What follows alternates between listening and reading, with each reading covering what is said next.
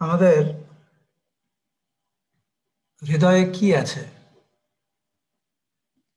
আমাদের হৃদয়ে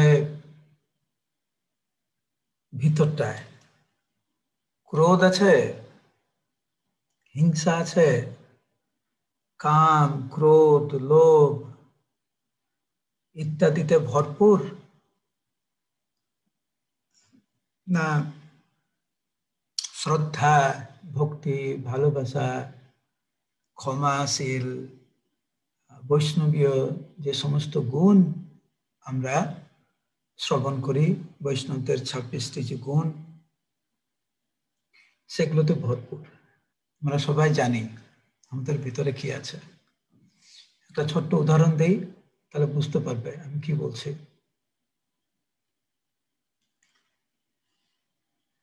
একজন ব্যক্তি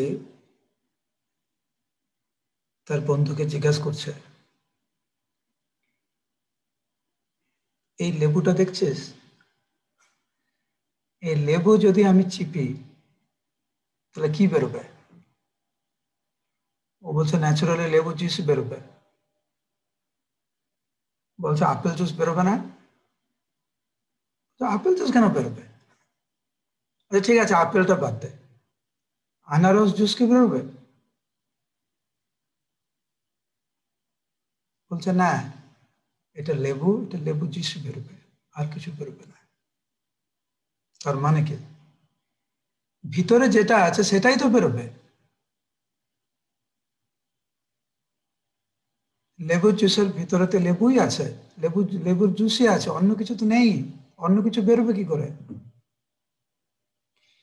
আমাদের হৃদয়ে কি আছে সেটাই বেরোবে বাইরে। লেবুর জুসকে যখন চেপে ধরে, মানে লেবুটাকে যখন চেপে ধরা হয় বা স্কুইজ করা হয়, লেবু জুস বেরোবে। যখন জীবন আমাদেরকে চেপে ধরে তখন কি বেরোবে? আমরা যখন কোনো আত্মীয় স্বজন, পাড়া প্রতিবেশী, তাদের দ্বারা, তারা যখন আমাদেরকে চেপে ধরে, বিভিন্নভাবে কষ্ট দেয়, বিভিন্ন উদ্বিগ্নের মধ্যে আমাদেরকে রাখে, তখন আমাদের কি বেরোয়? হিংসা, ক্রোধ, চিৎকার চেঁচামেচি বেরোয় না কি বেরোয়?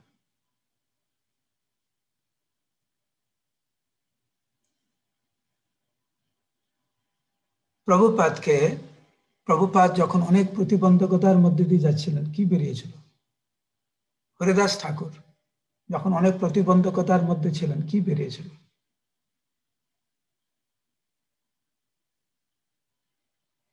সেই জন্য আমাদের অন্তরে কি আছে সেটাই বাইরে প্রকাশ পাবে।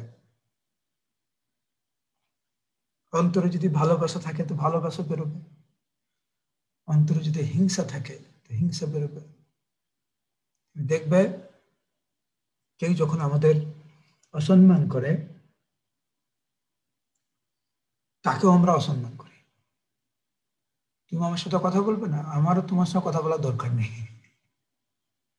আজকের আলোচনা হচ্ছে যে আমাদের ভিতরে যেটা আছে সেটাই কিন্তু বাইরে বের করবে যখন আমাদের জীবনটা আমাদেরকে চেপে ধরবে।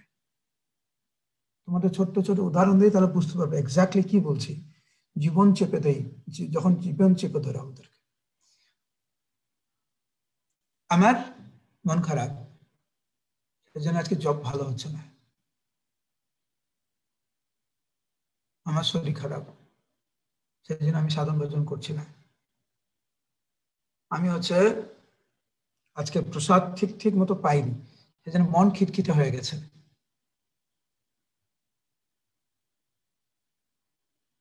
এগুলো তো জীবন চেপে ধরা। কেউ আমার সঙ্গে ভালো করে কথা বললো না, কেউ সম্মান দিল না, আমার প্রাপ্য সম্মান আমি পাইনি, বা আমার নিকট আত্মীয় আমার সঙ্গে খারাপ ব্যবহার করছে বিভিন্ন ভাবে। আমি রিয়াক্ট কি করে করব? কিরকম রিয়াক্ট করবে? তোমার ভিতরে যেটা আছে সেটা তো বাইরে আসবে। এবারে তুমি চিন্তা করো তুমি কেমন রিয়াক্ট করছো।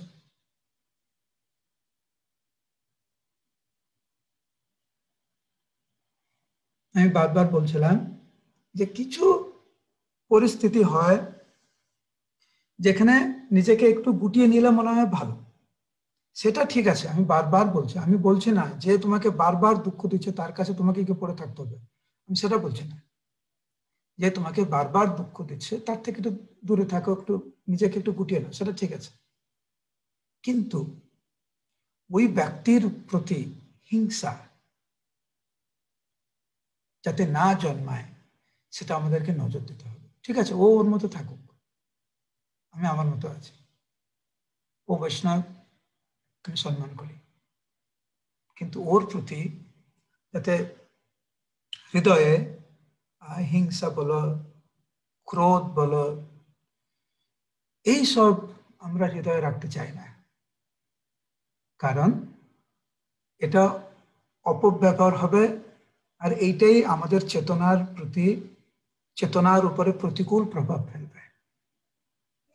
নিজেদেরকে আমাদেরকে তৈরি করতে হবে, নিজেদেরকে আমরা এমন ভাবে তৈরি করতে চাইছি যেটা অন্য কোনো কিছুর দ্বারা আমরা প্রভাবিত হবে না।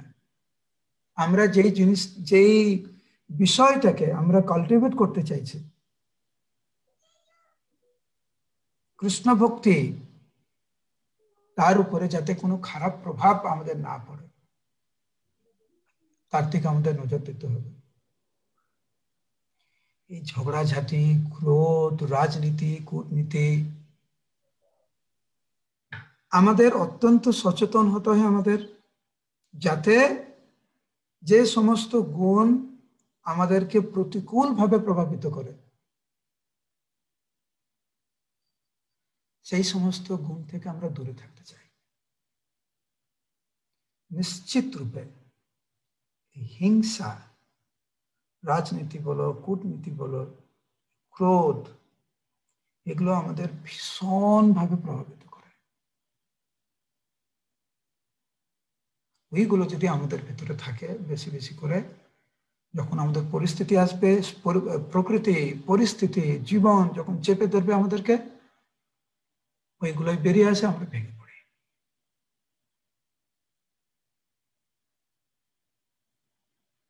Very important. আর দেখবে এই সমস্ত গুণ থেকে আমরা যত দূরে থাকবো জবটা তত ভালো হয়।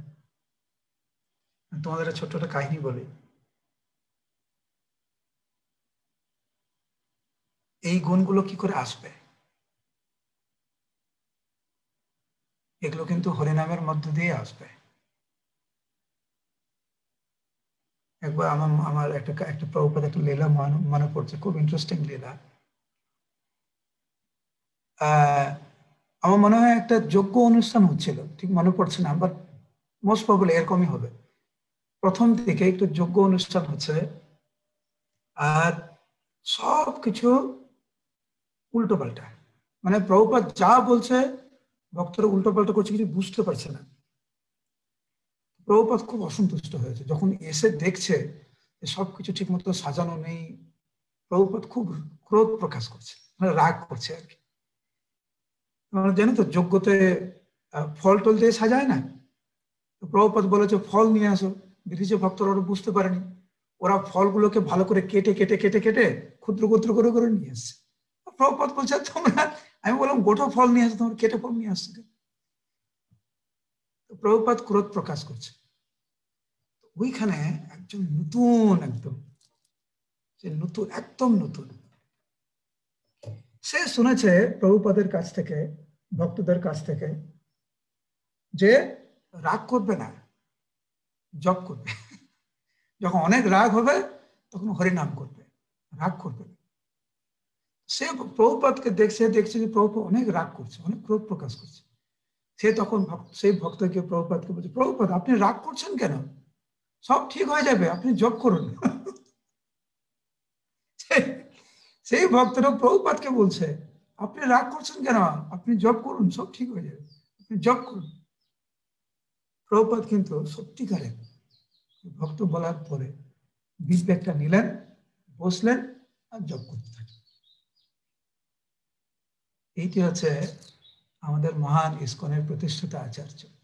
ওনার মহান্যতা, উনি যে কত মহান কত বিনয়, এটাতে বোঝা যায়। আমার এই এই এই কাহিনী সত্যিকারে খুব খুব ইন্টারেস্টিং লেগেছিল। ভক্ত বলছে, নতুন ভক্ত বলছে, হ্যাঁ প্রভুপাদ আপনি জপ করুন না, তো রাগ করবেন না, সব ঠিক হয়ে যাবে। আর প্রভুপাদ জপমালা নিয়ে জপ করতে শুরু করলেন। তো আমাদের মধ্যে যত খারাপ গুণ আছে এগুলো আস্তে আস্তে দূরীভূত হবে হরিনামের মাধ্যমে। সচেতন ভাবে এই সমস্ত গুণ থেকে, খারাপ গুণ থেকে, যেগুলো আমাদের জীবনে প্রভাবিত করে, দূরে থাকায় শ্রেয়।